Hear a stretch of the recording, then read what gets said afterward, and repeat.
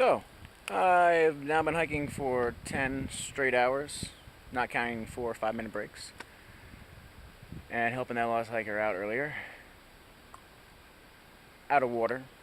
So, just spent the last half mile, half sliding, half falling down a ridiculously steep section of stone steps and switchbacks to get down to the spring. This spring.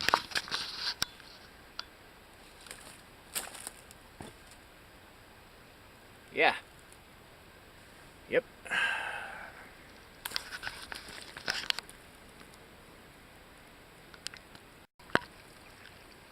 Well, came another 3/4 miles down from the last not water source and completely about 900 feet down from the actual trail.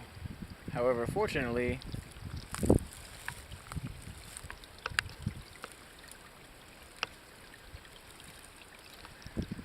all is not lost.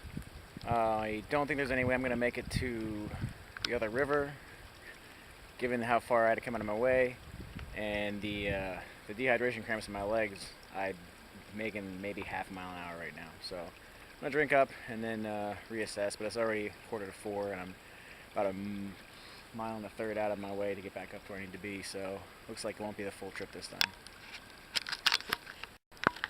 Well, I'm in the process of hauling my precious cargo back up this god-awful joke of a trail. It's kind of hard to see the angle, I guess, from the camera, but every single step is a little over 90-degree bend in my knee, so it's kind of like taking 2 stairs at a time all the way back up for maybe 0.7 mile from here back to the top.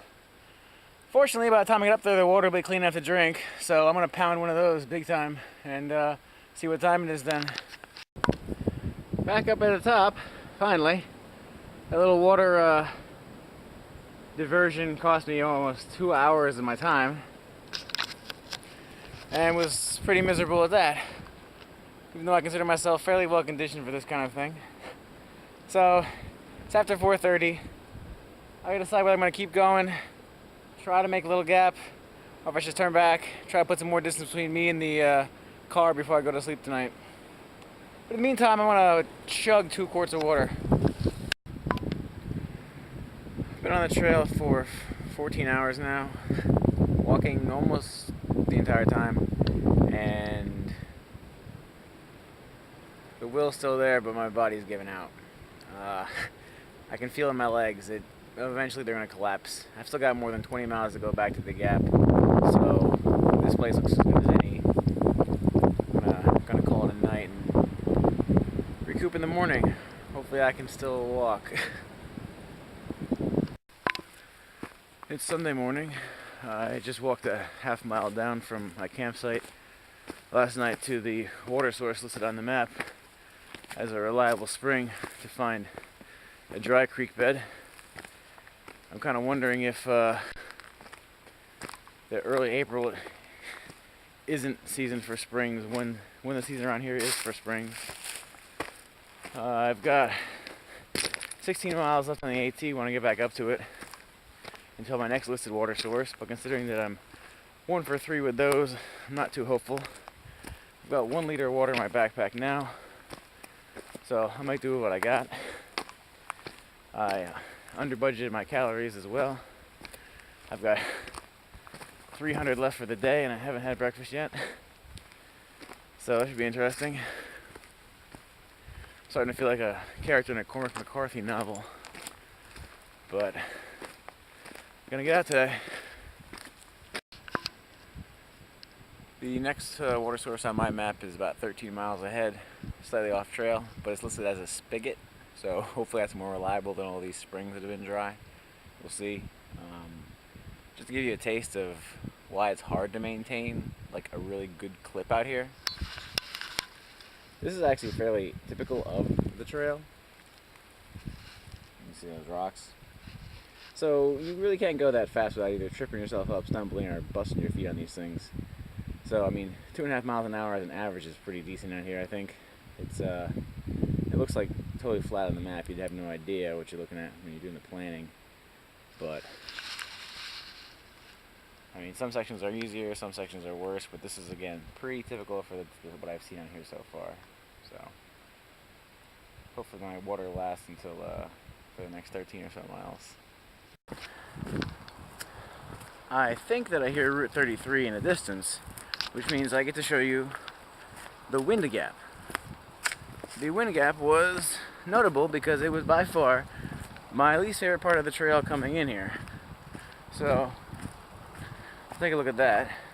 Could be good too. I hear Route 33 in the distance, which is part of the gap. And it's only about 10 after 9. I was thinking to myself earlier that I have to get to the gap before noon.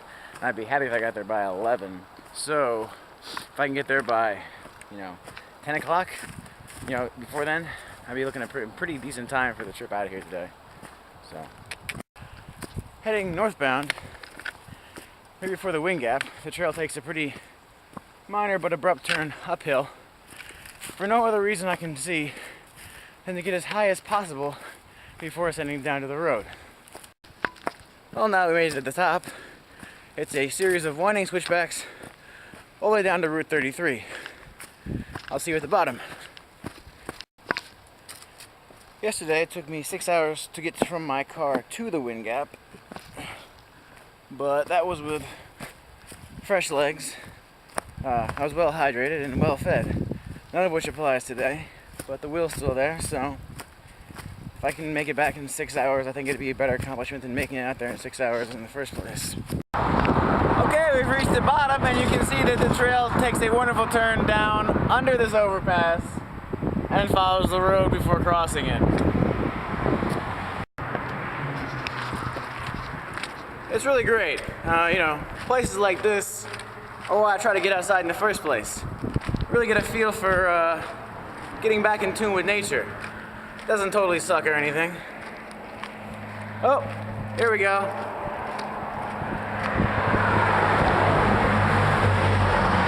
Awesome. Now I gotta try to get across this thing. Guess I'm lucky that it's Easter.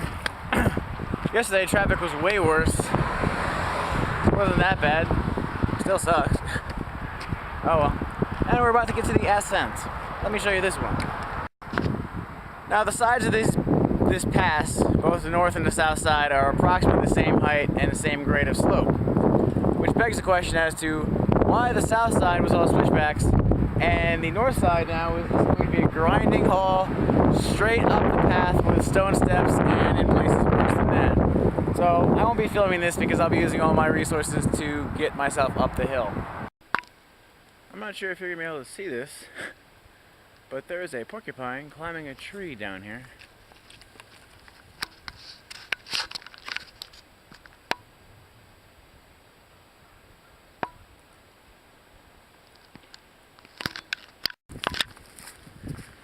I smell so bad right now.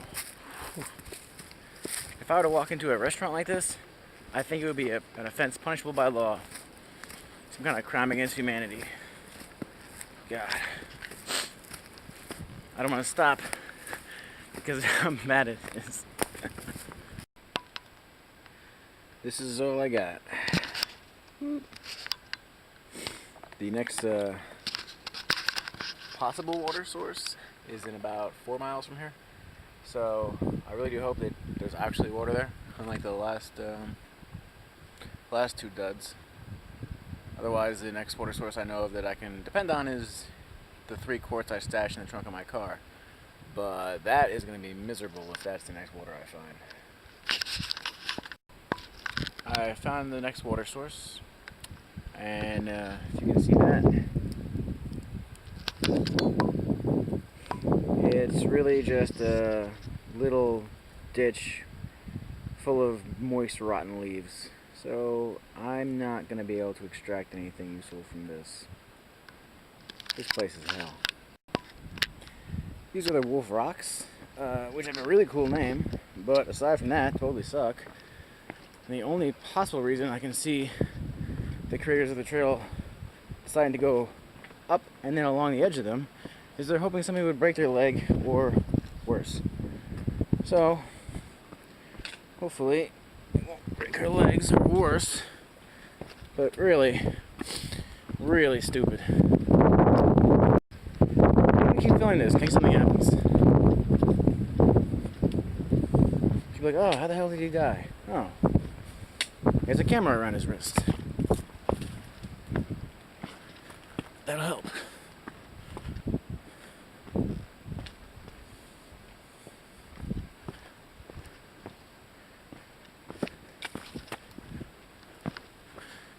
Oh, that was fantastic. Try not to twist your ankle, break your leg on wolf rocks. Oh.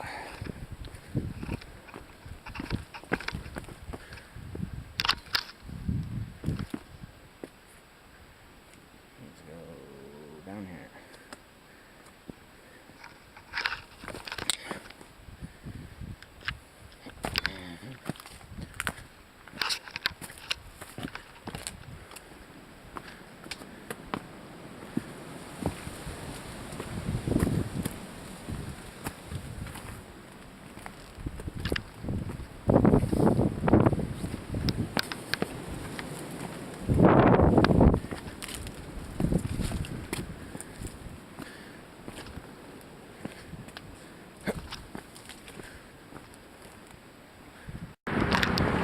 Home stretch.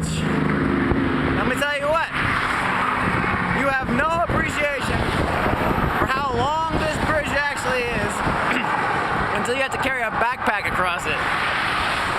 I've driven over many times. This definitely sucks. It just keeps going and going and going. Too much carbon monoxide for me to bear.